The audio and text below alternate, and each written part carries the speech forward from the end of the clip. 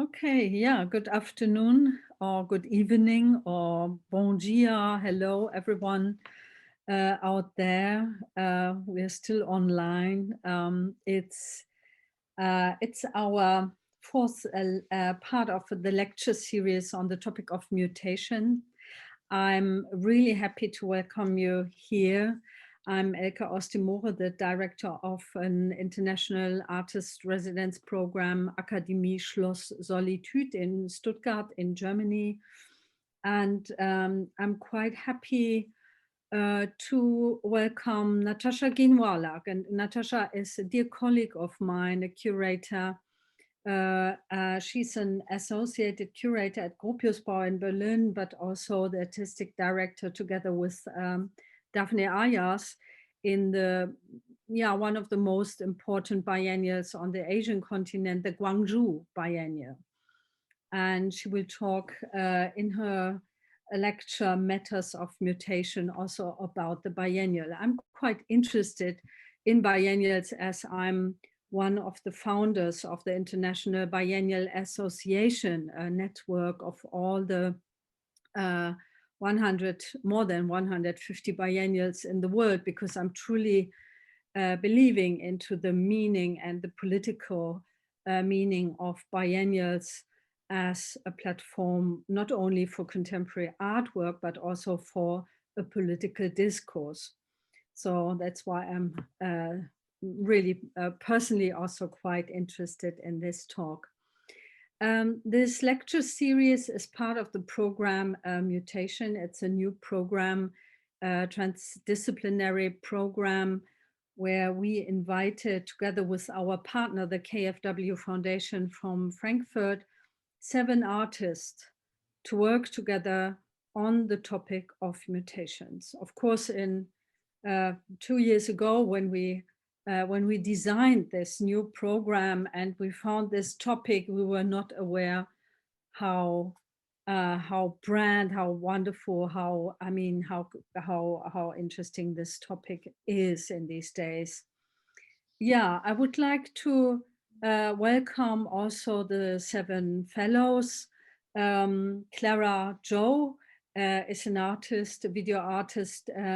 She will moderate this session. She invited Natasha Ginwala for this lecture tonight.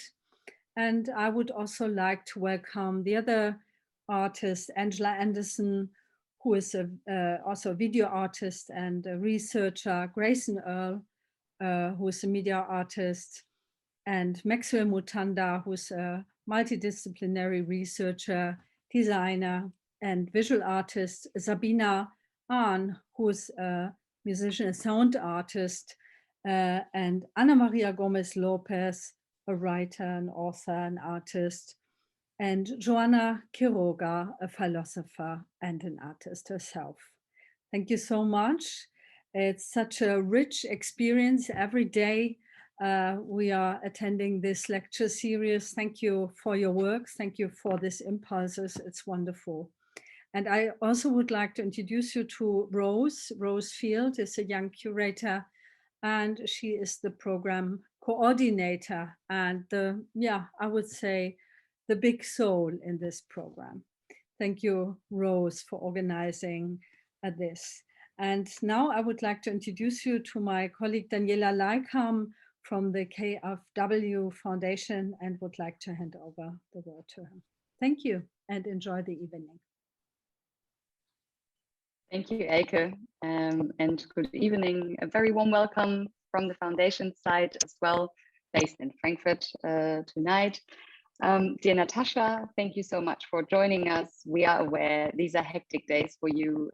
Thank you for taking the time. We're looking forward to your input. The Gwangju Biennale has started this month, if I'm informed correctly, and we are very much looking forward to hearing about your take on the curation and mutation of things in this context. This is the second lecture this week already, so a lot of input for this week. We are roughly halfway through our lecture series program in total. On Monday, Marcia de Castro talked to us about COVID-19 in Brazil. All videos are available online on the YouTube channel of the Foundation and the Vimeo channel of the Akademie. Elke has already mentioned it briefly. This lecture series is curated by this group, by these 7 fellows who just waved into the camera. Thank you for doing that. Thank you for your hard work in this. Yeah, the whole idea of this mutation program is to foster interdisciplinary exchange, collaboration, and in this sense, the lecture series Mutation is a product of this work. We use the thematic frame Mutation as a frame for this interdisciplinary exchange to which each fellow responds within the individual practice, but also as a collective idea within the group. Now, thank you, Clara, for tonight's moderation and guidance through the evening. I wish you all a pleasant night, and I would also like to encourage all viewers to join our Q&A session at the end. Make sure to ask away many questions. Clara will give you the ins and outs on that later on. Thank you. I'm thrilled to welcome Natasha tonight for a lecture, Matters of Mutation. We started having conversations in Berlin last summer, actually, about roots of disease transmission and liquid histories within ocean systems. And I thought it would be a really good moment to invite her as she's back in Europe after having mounted a very expensive exhibition in Gwangju. This is for everybody in the audience. This 30-minute lecture will be followed by a Q&A session assisted by Angela, where you're all invited to ask questions.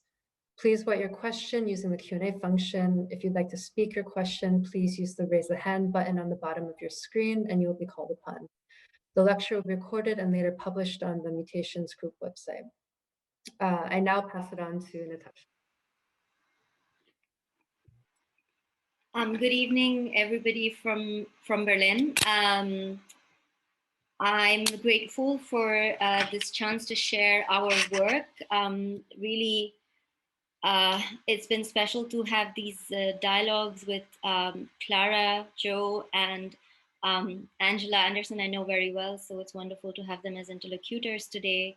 Thank you for the generous introductions, Elke, Daniela.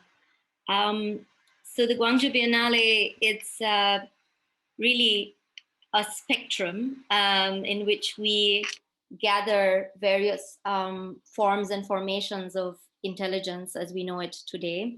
All of what I am sharing with you is really one big loop of collective intelligence over 2 years, spanning, from our entire team and my close ally, Defne Ayas, co-artistic director.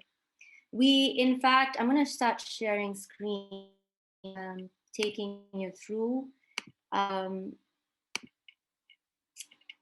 So what you're going to hear about today is a little bit of the concept and the framework of Minds Rising, Spirits Tuning, and also talk about certain specific projects which are in the Gwangju Biennale Hall, that in a gallery that is called, in fact, Matters of Mutation. That is the title of today. So Minds Rising, Spirits Tuning delves into a broad set of cosmologies activating planetary systems and modes of communal survival. The 13th Gwangju Biennale examines how such diverse practices interact with multitudinous forms of life and contend with the future horizon of cognitive capitalism and planetary imperialisms and the present dimension of neural networks and other techno-spiritual emergences that populate our computational biosphere. As an act of resistance to the pervasive tentacles of militarism, homogenizing algorithmic surveillance regime, and authoritarianism globally, this Biennale argues for the primacy of plurality, positing that points of origin and influence ought to be accessed not only through dominant Western technological systems and machinic vocabularies, but also with heterodox philosophies that can be found in ancestral wisdoms, indigenous life worlds, and some. The image you see now is from the Gwangju Biennale Hall, and it is the main sort of home and station where the Gwangju Biennale launches from each edition. This is the first time that the ground floor that I will be showing you is freely accessible for the public. The Biennale opened in 1995, and so there's an extensive legacy of we are a small part. Across Asian visual cultures, social histories, and philosophy, there is a foregrounding of the indivisible connection between mind and body, human and non-human cognition, and ways of worlding that bring together spirit beings, practices of healing and reparation, and polyvalent desires. Furthermore, multi-species relations subvert anthropogenic supremacy by interrogating a singular and pure of nature without culture. These are some of the starting facets that we were dealing with when conceptualizing the Biennale. By mobilizing a life framework of interdependence from the position of this earth, humans become just one among the countless species that are indebted to and responsible for the planet. The binary imperative or structural dualism that ruptures this web of embodied intelligence has led to false universalisms spun by colonial modernity and the planetarization of Western technoscience.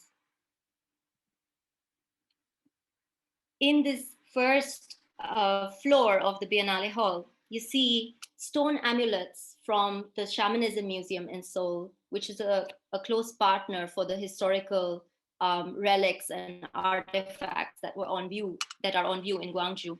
These are emblematic of protection and recovery, placed in 4 cardinal directions around the paintings of Min Jung-ki, an artist who was part of the inaugural edition of the Gwangju Biennale and returns in this edition, mapping rural life, anti-imperial struggles, and also the sacred mountain Mudongsan that surrounds Gwangju city in his latest paintings.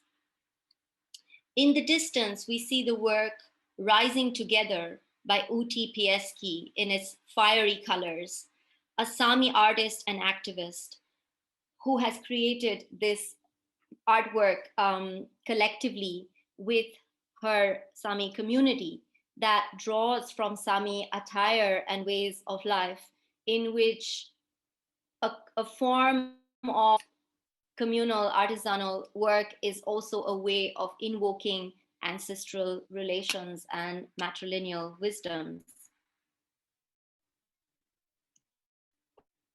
Minds Rising Spirits Tuning sets out to challenge the structural divisions that are imposed between corporeal, technological, and spiritual intelligence.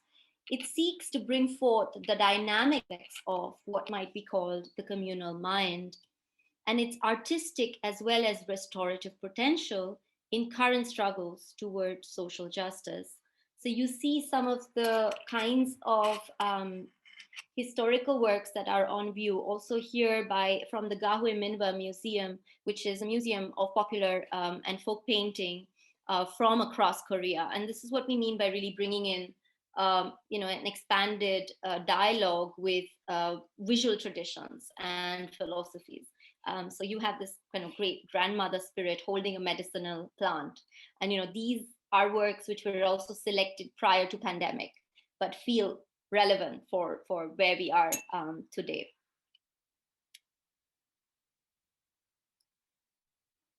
Humans make their own and they do not know that they do so. Our brain is a work and we do not know it, notes philosopher Catherine Malabou in an interview that we did with her. As most of you know, she has been working on the brain's plasticity to refute early comparison in the brain and computer as thinking machines. the labor of the brain, as we know it, is going into such complicated facets as we work much more with certain parts of our body while other parts of our body and brain remain dormant or forcefully foreclosed. Given the history implicated burden of social constructions of humanness as living bodies that accrue and leak network data, we strive to examine the spectrum of the extended mind through the rapidly shifting registers of organic and inorganic intelligence. As artificial intelligence is already in the process of shaping the very notion of the human, how can we interpret the incomputable nature of this transition? This is a work that is by Sang-Don Kim, a Korean artist who has been creating these sort of techno-shamanic sculptures, also considering Korea's saturated mediascape. So artists are tapping into these kinds of systems of knowledge that are ancient, but also very much at the current frontier of machine learning. And while also thinking, what is it that exceeds algorithmic perception? How do we use data differently? And how do we restructure the relationalities between the private and public in this regard? As another technology scholar has written in our publication, Maya Indira Ganesh asks, what can we learn from feminist practices that call for slowness, dropping out, and target unavailability? This is a work that we also showing on the same floor of the Biennale. It's hard to see these diagrams, but they are basically mappings by Matteo Pasquale and Vladimir Yolar, the new scope, Kate Crawford and Vladimir Yolar's Anatomy of AI. These maps, they sort of place into view system abstractions, schemes of human labor, data modules, and network processes, but also planetary exhaustion and global capital converging to run large-scale intelligence, artificial intelligence, such as, for instance, Alexa, like Vladimir Lara, Kate Crawford's AI diagram actually maps, what kind of extractive conditions there are and what sort of network infrastructure are we sort of taking in and consuming without being aware of this sort of virtual supply chain. So rather than the slim immediacy of machine learning, we are more concerned with how human cognition and multi-species intelligence is being recorded and calibrated as we go about living these technologically saturated lives with our physical realities morphing on a daily basis.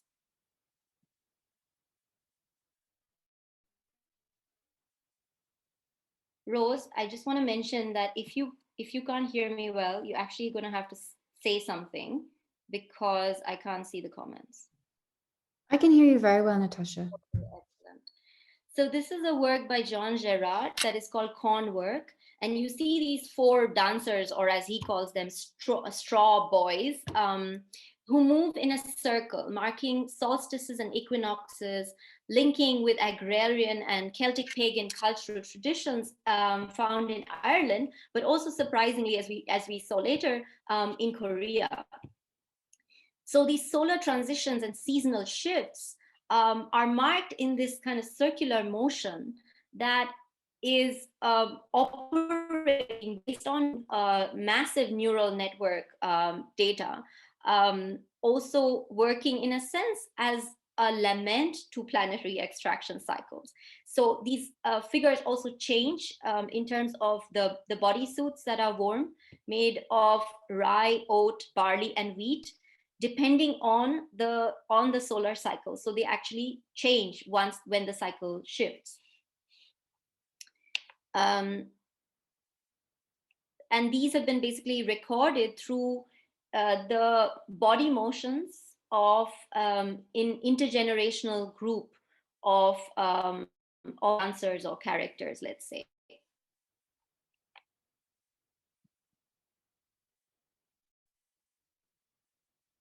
The work of Sahej Rahman, he's actually currently the first fellow of the Human Machine program of the Akademie der Kunst.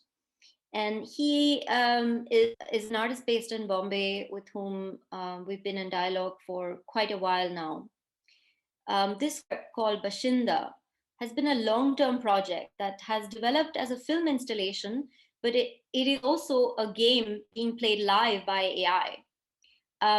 This figure stumbling and rummaging through the digital forested hemisphere is the 12-limbed creature, Bashinda. Bashinda means the Hindi Urdu word for inhabitant. Framed as a fragmentary character drawing from the geologies of media and rising ethno-nationalism in India, these gaming scenarios that are created are reactive of biomimicry. So when you clap or there's background sounds or even music, it sort of morphs and twists and reshapes, reworks in this sort of digital ecosystem. In a sense, as the writer Mahan Mauleme notes, it's an instrument really that turns into a collaborator, but you may or may not know it. As augmented information cycles reprogram the limits and rewire the core relations of society from the family unit to systems of governance, a paradox has emerged between human-machine collaboration and technocratic hegemony in a global environment of rising authoritarianism. Amidst the growing challenges posed by on-screen realities, biased bots, artificial and digitally monitored alienated labor, sociologist Ruha Benjamin reminds us that the road to inequity is paved with techno fixes. She's an exceptional scholar who also has already been talked about as part of this series. And she's been thinking very much about race and technology relationalities and power imbalances. So in seeking to decode technological promises and discrimination, the kernel of intelligence that we tap into includes not only adaptability, vulnerability, and social resilience, but also schisms of trauma, racial violence, and vocabularies of dissidence that refuse to keep the cogwheels turning. And with this, I show you this other example. I mean, would love to show you a video clip, but I think for now we will have to do with this with these images. This is the work of Jacoby Satterwhite called "We Are in Hell When We Hurt Each Other." Jacoby has been working, collaborating with various musicians and sound artists, working with Nick Weiss of Teenage Girl Fantasy and Solange and so forth. He defies the limits of materiality, genre, and Western canonizing to build universes that centralize the body as a portal. In seductive and disquieting ways, he unveils the operations of techno-capitalism, the ever-present codes of enslavement and planetary toxicity. Since the 1990s, Satterwhite has been looking at various video gaming worlds and forms of participation therein, but also New York's queer nightlife and Caravaggio paintings, and also Grace Jones moves. And so you see all of these influences really kind of come together in his work. But another enduring influence on Jacoby has been his mother, Patricia Satterwhite. And she suffered from schizophrenia. And so growing up, Jacoby started to also think of her really as an artist, because she made thousands of illustrations of various fantastical inventions. And he began to attune to this mode of her sense making of the world as she desperately tried to hold on to her version of reality.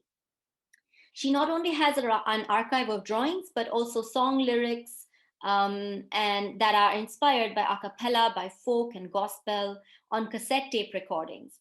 And so some of the soundtracks in Jacoby's videos are drawing from this sonic archive of his mother as well. There are in We Are in Hell, when we heard each other, these lyrics also come really from Patricia Satterwhite's voice, reminding us how pain divides, but also stitches us together in common anguish.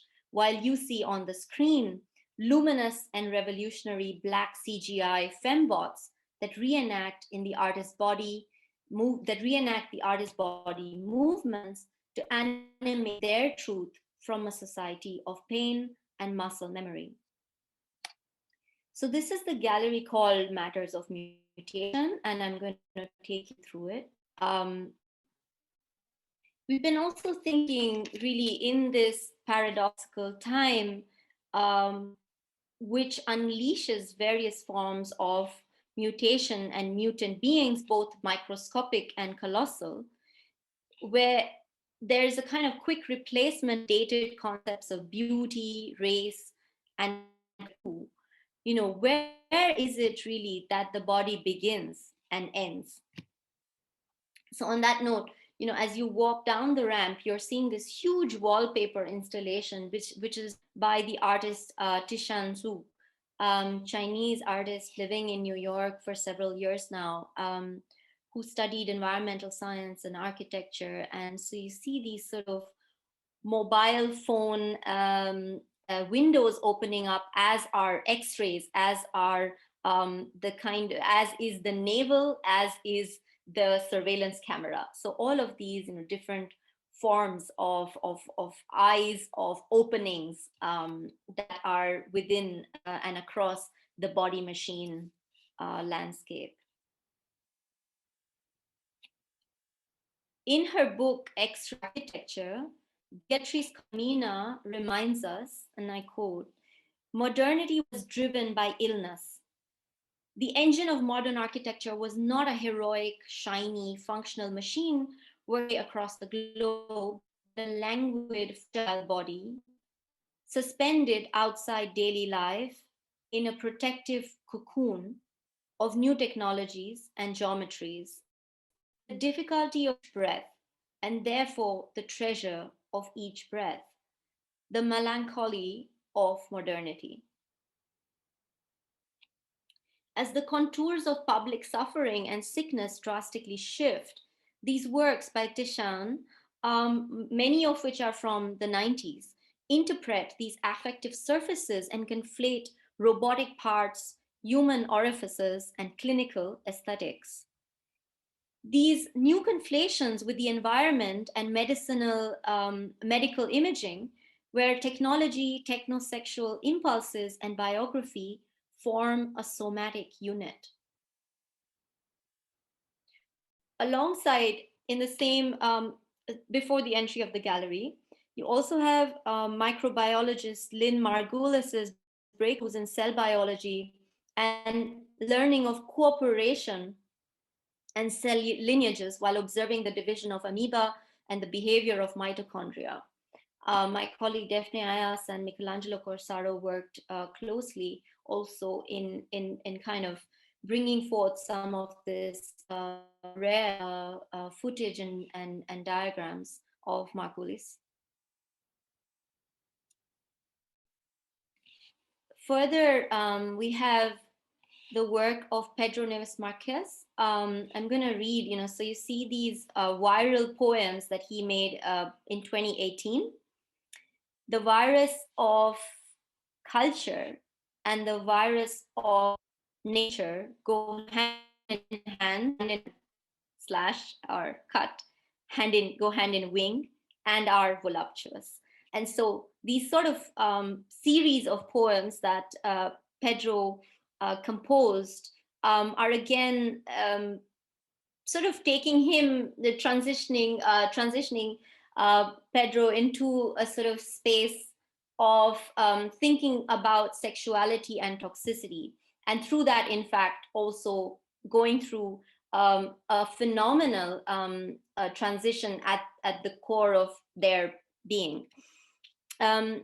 Pedro has been grappling with the domineering militarization of language by questioning political and biotechnological regimes that confine and regulate non-binary life forms, while also delving into the questions of reproductive rights, social frontiers of epidemiology, and reproduction by infection. So this work was also made while in Brazil, and drawing on the analogy between the spread of the Zika epidemic, which was at its height in 2016, the genetic modification of its carrier mosquito, which, as we know, also carries dengue and chikungunya, which are rampant, at least in my part of the world, in Sri Lanka and India. And the media environment weaponizes the virus or mosquito carrier during in the same temporality as the rise of fascism and neo-reactionary politics. So through this correlation, the artist mounts a critique of both gender biases in science, but also anti-queer populisms to make refuge in the intimacy of poetics. This is the work by Angelo Plessas. It's an immersive installation with several components. And so when you go in, it has this sort of theatrical entrance that you see with this silver curtain with several of these sort of mandala sculptures and quilts that he has made. So they're also inside, they turn into wearable sculptures. And this is the creation of Angelo's ongoing project, which started in 2017 at Documenta 14, which is called the Nosferatu Society. Angelo is also brilliant at crafting websites. So there are actually 3 active websites running as part of this project. So it has a life online and a life in Gwangju. And he has been thinking again of really how to draw upon technology in relation to spiritual practice. What do we do with this addictive quality of various devices? What does it actually mean to switch off? What might it take? What kinds of rituals it might take to actually create a kind of a deactivation in the true sense? But also, what are the forms of communal knowledge and spiritual advancement that we can also learn from in relation to Korean shamanism, and also drawing really from a feminist lineage of shamanism in Korea. To this end, Angelo worked with a shaman called Shaman Dodam, and he,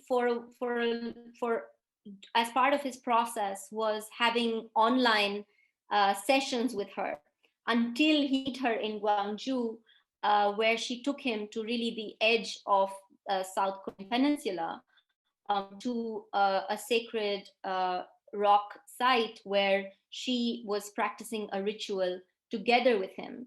And in this, there was also the dynamic of performativity, as Angelo created wearable quilts and sculptures that Shaman Dodam brought into the ceremony. So there was, in a sense, a lot of openness as well in really what would otherwise be seen as a traditional practice, but in fact is very much a living tradition that has its own sense of performativity and mutation. The term noosphere refers to the mental field of the earth, and it was coined in the early 20th century by French foreign paleontologist Talad Desjardins and Russian geochemist Vladimir Verdansky. So for Angelo, really, he's thinking about the noosphere as also a way of evolving from the biosphere towards a new form of a planetary intellect. So what does it really mean then to create this sort of world in which the idea of the noosphere can be enacted. We have the work of, also in the same gallery, Ad Minoliti, which is again a participatory installation. So this is actually before the kind of workshops that have been taking place there every week. And if for those of you who know the work of Ad Minoliti, you'd know that she's part of also a feminist art collective called Pintoras. And again, their practice has been driven by non-binary and interspecies-centered approaches to not only artistic processes in the present, but also to art histories and really thinking about an aesthetics of solidarity. Often the projects are about total inhabitation, and these works therefore also act as though when you can't simply stand outside of it and look at it. You really sort of also have to participate in the workshops of the Feminist School of Painting, where Minoliti is really also challenging masculinist ideas of the avant-garde. It's also looking at, especially when it comes to Korea, what kind of hypercommodification there is in terms of also the kind of politics of cuteness. What are actually the ways in which we can escape again this sort of the kind of heteronormative dogmas that are such intensively acting upon all carriers of differently abled and non-binary bodies.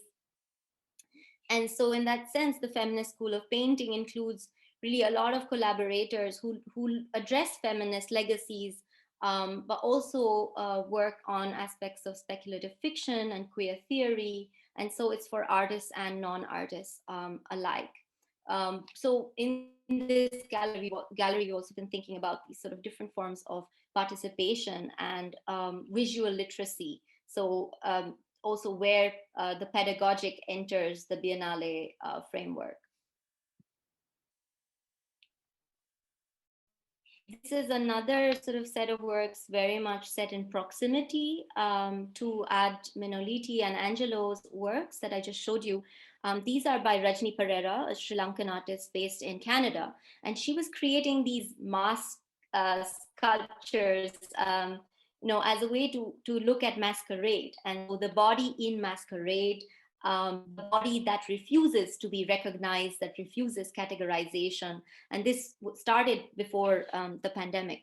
Her practice is truly tentacular in the way that she unravels scenes from invented futures while also conceiving characters, as you see in the painting, that allude to ancestors, to forms of divinity and monstrosity. And for this, she's been looking a lot also at South Asian iconography and goddess cults, but also female representation and being from a Black diasporic community lineage. What does it really mean to survive today in pandemic-ridden cities? What does it mean to, say, kind of foreground a geocosmic fiction for the afterworlds that will arrive? And I'm also drawn to Gloria Anzaldua's way of speaking about the borderland when I look at Rajni Pereira's work. And as Anzaldua says, a borderland is a vague and undetermined place created by the emotional residue of an unnatural boundary. It is in a constant state of transition. The prohibited and forbidden are its inhabitants. And so really more also thinking about that idea of who are truly the inhabitants of the kind of border zones that might be sovereign geocosmic fictions, that might be sovereign worlds, which there's a different form of possession.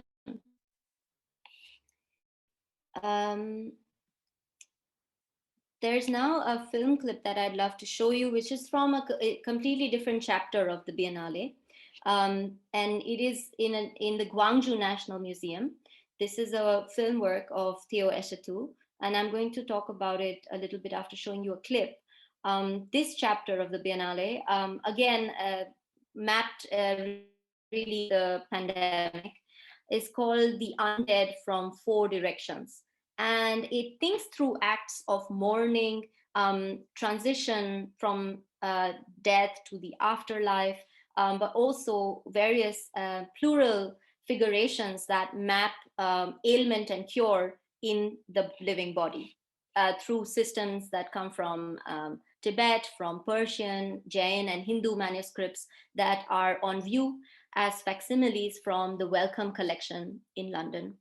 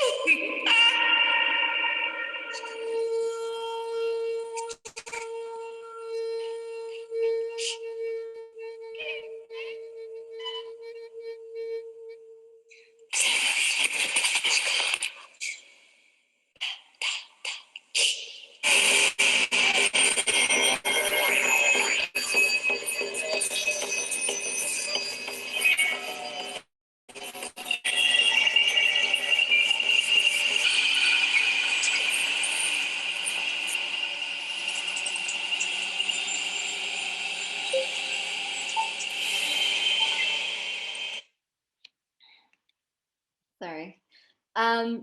So Theo's work really he's been working with the medium of the moving image in various formats for some decades now, and is constantly experimenting also with strategies that have to do also with sonority and the way that the sonic ambience can drive the ocular experience, as well as facets of mirroring and kaleidoscopic effects to induce hypnotic undertones in the ways that these images are received. Here you see this audiovisual journey that is Ghost Dance, his latest work. And some of you from Berlin at least may realize that this is shot amidst the ethnographic displays of Asian and African collections in Dahlem, the former ethnological museum complex, but also really thinking about the metaphorical death and life as they enter a new museum sphere, which is the upcoming Humboldt Forum. What does it mean for objects to possess subjectivity in representing spheres of life and social bonds?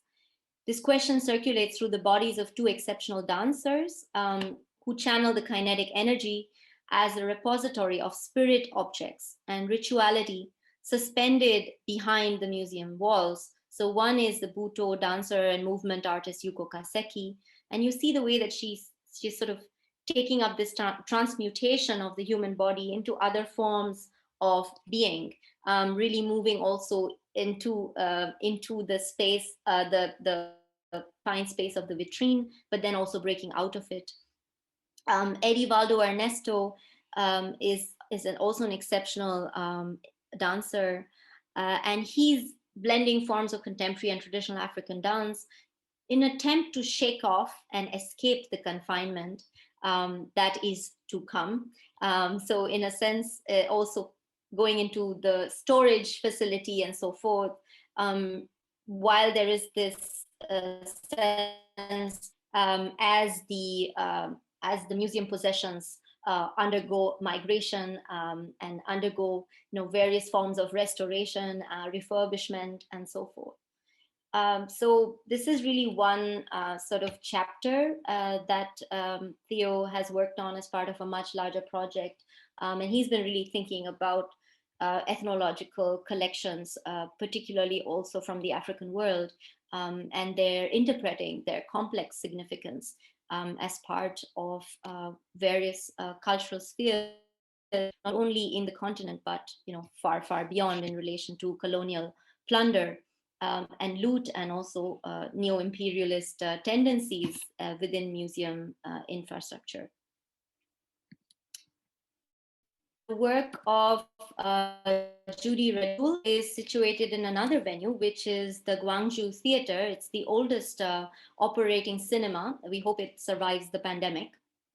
It was also used for the edition of Okuin Vesor.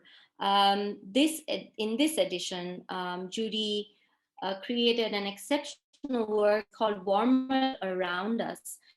And this is actually a continuation of a project that she did a couple of years ago, but in it she has been using thermal cameras, and this again has taken on a new significance through the time of the pandemic.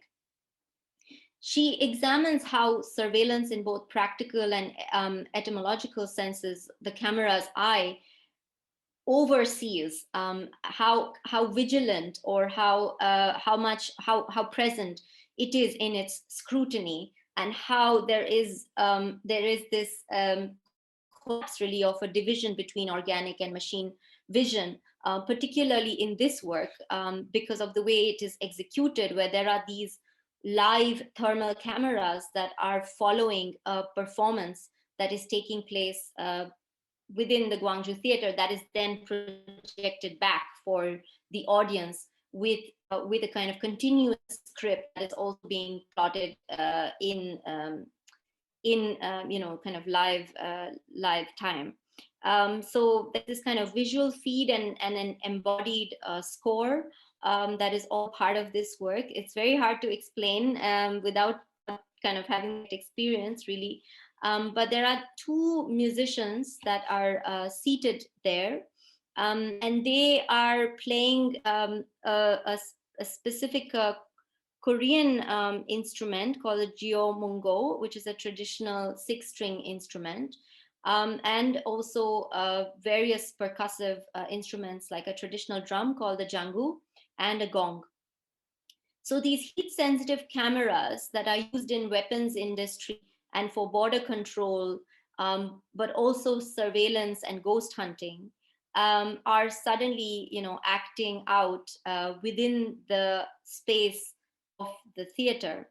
And in it, also Judy is thinking very much about the origins of theater in relation to mapping heat and light technology. So the script, in a sense, is a sort of one that is full of also having to do with really the fundamentals of cinema, the birth of cinema and cinema coming into being through refraction, through light sensitivity, and through, of course, heat mapping as well. Just in come slowly to a close, just the last two practices that I'd really like to talk to you about. One is Patricia Dominguez. Her work is located at another venue, which is a community arts center called the Horangasi Art Polygon, and it's on a sacred mountain called Yangnim Mountain. This is a mountain that has a lineage that has to do with Korean shamanism, but which was then interrupted during the Japanese colonial time, where the mountain was cut in a way that the energy line that was believed to run through the mountain was broken. So also these are ways in which a kind of selective spirituality also undergoes trauma through the time of Japanese imperialism in Korea. But Patricia's work is really also mapping aspects of healing, drawing from Amazonian indigenous rituals, drawing from ethnobotany, while also staying alert to settler colonial erasures, as well as the kind of corporate wellness schemes, which one needs to think about very strongly when talking about the term healing. So how healing becomes a neoliberal complex before we know it, and really where are the roots and portals from where one can actually have a true relation with their regenerative potentialities. And Patricia has really also been working with various activist organizations, with also those working and to do with the rescue in precarious ecologies, particularly also during the forest fires of 2019 in Bolivia, and also on the streets of Chile, really where there has been police drone surveillance and blinding attacks, as you know, against demonstrators. And so some of works really combine these two forms of violence and violation. This is another shot of her work, so it's really running across various connected rooms within the venue. So they sort of remind us of shamanic shrines, but also cybernetic altars, and at the same time, the self-critique of thinking about new age healing and health facilities that we are all kind of seeking. The last practice to discuss today with you is 8OS.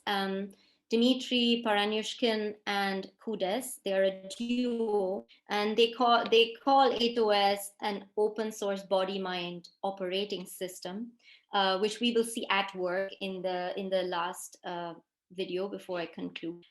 They've been using what they call fractal choreography, that basically operates through motion capture and haptic sensors that are attached to various body parts of the performers.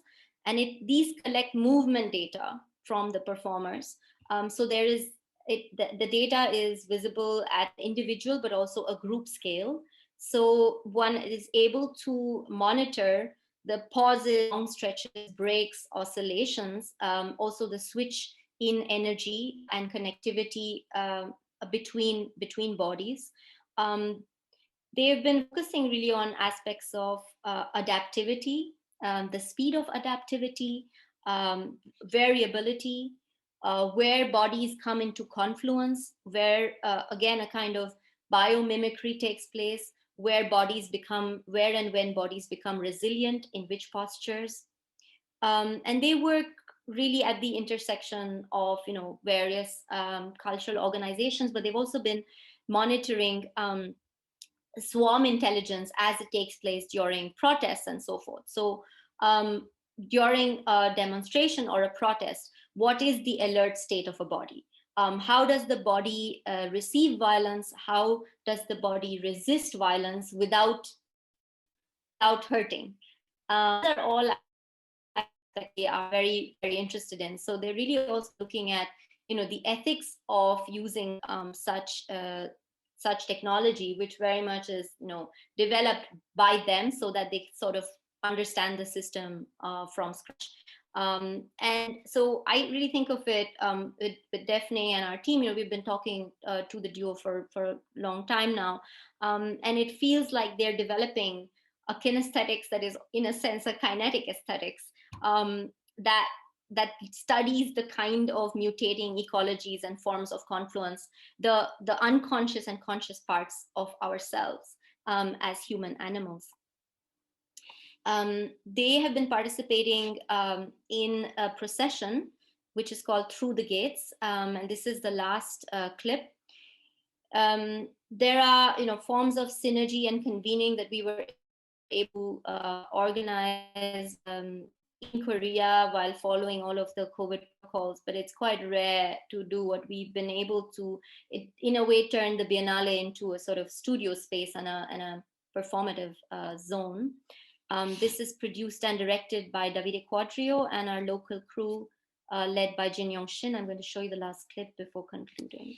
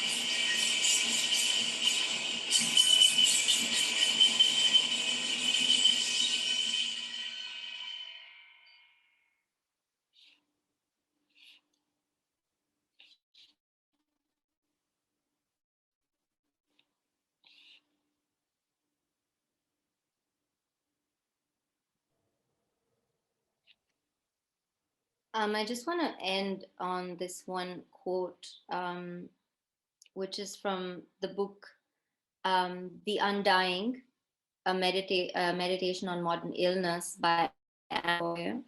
I guess many of you know this book. She writes, "The history of illness is not the history of medicine. It is the history of the world. And the history of having a body could well be the history of what is done to most of us in the interest of the few."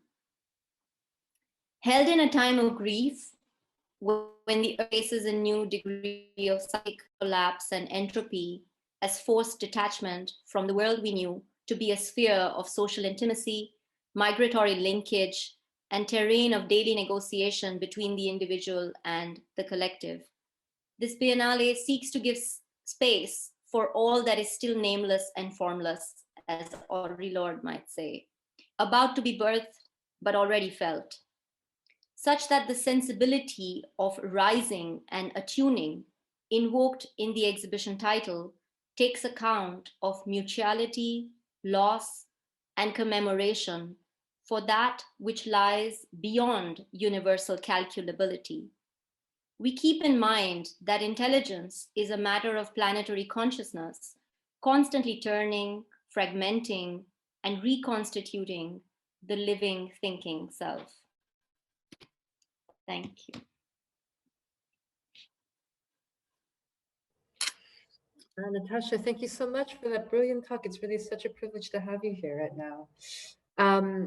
I'd like to open up the floor to any questions.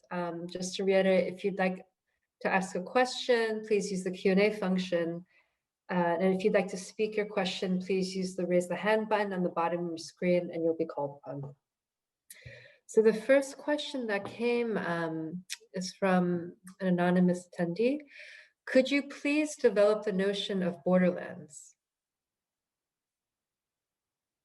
I don't know if that's my field of expertise, really. I mean, like I said, I've been thinking of border zones, borderlands, very much through artistic practice, and also as this way of being a diasporic subject. So I think borderlands, going by Ansel Dua, going by poets perhaps know what borderlands are best, I feel. It needs also that quality, that escape, to remove oneself for a moment and observe the impact, the brutality of that zone. And I think to understand that borderland, that one needs the quality of magnification, but one also needs the quality of thinking of it as at a micro level, so that you can, in a sense, also extract yourself, so that you're not entirely traumatized by that space. And I think that's what artists do. I think artists develop various kinds of, at least mental and emotional guerrilla strategies, to circumvent, to transgress what might be border zones or borderlands. I mean, that's what I can say as an impromptu answer. Wonderful, thank you. The next question is from Danielle Lekam. She says, so much input, thanks so much. Within the space and over time, will or have the artworks develop a new consciousness or even their own self-controlled body? Are they expanding within the space, or are they contained by the exhibition as a frame? Could you talk a little about the sensual experience of visiting the shows? Yeah, thank you for that question. There's several works that in fact do transition through the cycle of the Biennale. And so just some examples, for instance, as you saw in the procession, where the Angelo Plesas's costume mandalas, they are worn by the dancers who work with 8OS. So we're really thinking about these very different forms of conflation and confluence within the Biennale's logic. The work of John Gerard, for instance, as mentioned, it comes from neural networks and motion capturing that also shift as per the season. So in terms of solstice, etc., you sort of have this circulation where the work itself also is transitioning live during the timeline of the Biennale.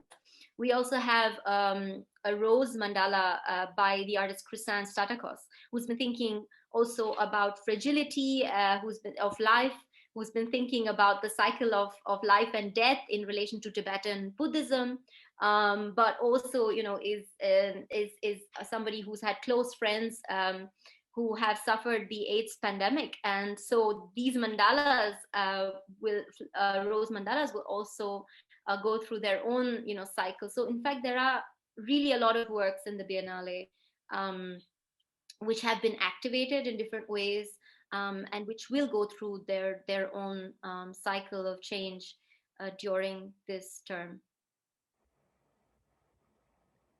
Super. And I have a question myself. There's no open questions at the moment, so please feel free. Sorry. Okay. This question is from, sorry, I'm trying to organize it. I think Maxwell is more a comment, and there's one question. Okay. Sarah Bonaventura. Okay, from Sarah Bonaventura, I can read that out loud. Thank you, Natasha. Brilliant virtual journey. I was wondering how you came up with the idea of embedding Margulis's lectures in the exhibition. It was a nice epiphany for me, and I wanted to know a bit about the behind the scenes of this curatorial choice. Thanks, Sarah. Yeah, just to say to Maxwell, yeah, I mean, I'm very inspired by Catherine Yusuf's book. I didn't mention it now, but it's very much on my mind, just to share that with you. And for Sarah, actually, so that for this, full credit goes to Defne Ayas and Michelangelo Corsaro, who I worked with, who are our allies in this Biennale mission. And it was with them that they were looking at Lynn Margulis. They were also speaking, if I'm not wrong, to her son, and together really came up with this form of display. But these are really one among several thinkers that were included in the Biennale. So that's something I should have mentioned. There are over 69 artists, and there are over 30 scientific thinkers, theorists, tech scholars, etc., who we have worked with to present, their thought models and their experiments within the Biennale. Super, thank you. This question is coming from an anonymous attendee. What are the main conclusions of the disassociation between human and computer intelligence? Oh, I don't have conclusions. I don't really have conclusions. I think for us, it was more also about studying the registers of inseparability, the kind of reversals and transfers that take place at the level of everyday life. Really, also thinking very much from Korea. When one is located in Korea, one sees, as Defne Ayas quotes, she says, there are multiple centuries competing with one another. So in a sense, there can be ancestral modes of intelligence being activated, or ideas of the sacred, and at the same time that can come to you at the same speed as a teenage gamer who kind of claims bigger headlines than anything you've ever seen. So it's sort of, for us it was really also about trying to grasp this aspect of non-duality, and the way that there is this interplay, and the kind of forms of representation also for this interplay between the organic and inorganic intelligence. Wonderful. There's another question from Angela. I'm wondering if you could talk a bit more about the concept behind the Biennale with the title Minds Rising, Spirits Turning in Mind. I'm thinking specifically about the collaboration with the Museum of Shamanism and the desire to connect with what is maybe a spiritual practice, which is outside of all the normative religions.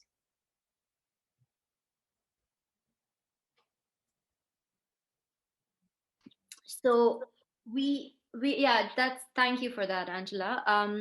We have actually, we've been working with the Museum of Shamanism in Seoul and the Gahwe Minhwa Museum for over a year and a half.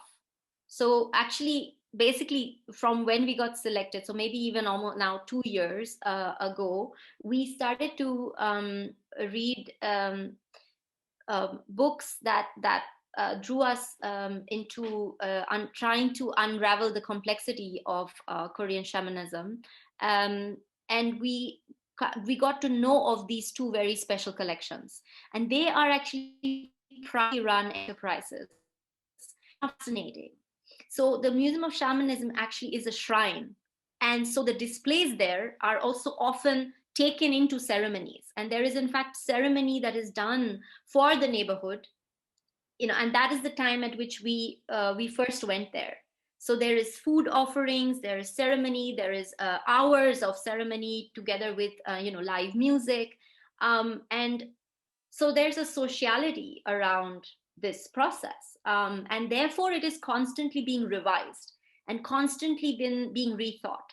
And the manshin, or the female shaman, is not to be understood as someone non-agential who are just sort of taking in some kind of script, and they are constantly improvising and upgrading, and empowering themselves through the course of the ritual, which is also a kind of form of transportation or transmutation. And we went to places with artists, and that was incredible. And this was luckily, it happened, these research trips with artists happened before pandemic, and so even the paintings, the relics that we chose, these were discussed with artists. And that, I feel, is a very different process from also how I have actually done research before. And it really also was because of this large team that we had with Korean and international members who were part of the journey in this process of not really relics and artifacts, documents as just kind of archival study, but really how to embed them into the exhibition logic. Mm-hmm. So yeah. Super. And there's one question from an anonymous attendee. How is the non-specialized public reacting to the Biennale and its curatorial direction? Taking lots of selfies. Okay.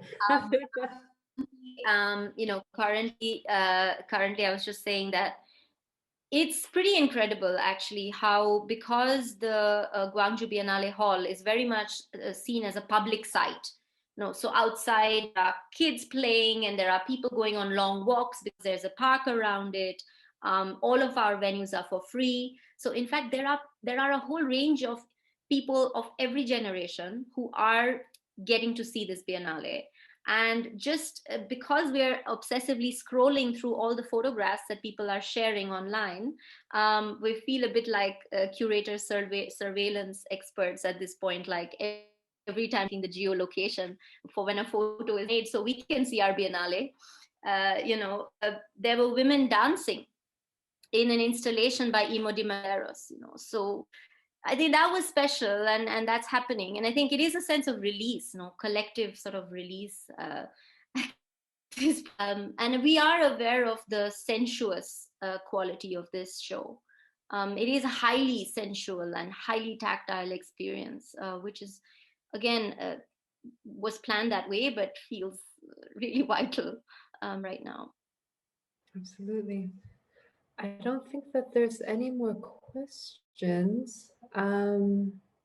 Yeah, I think we're okay on the time. So, Natasha, thank you so much for joining us tonight. Again, it was really a privilege to have you here, especially so shortly after the opening.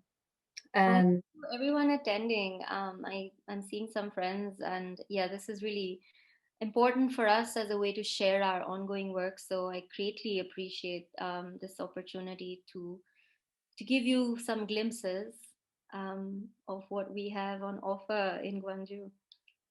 Super.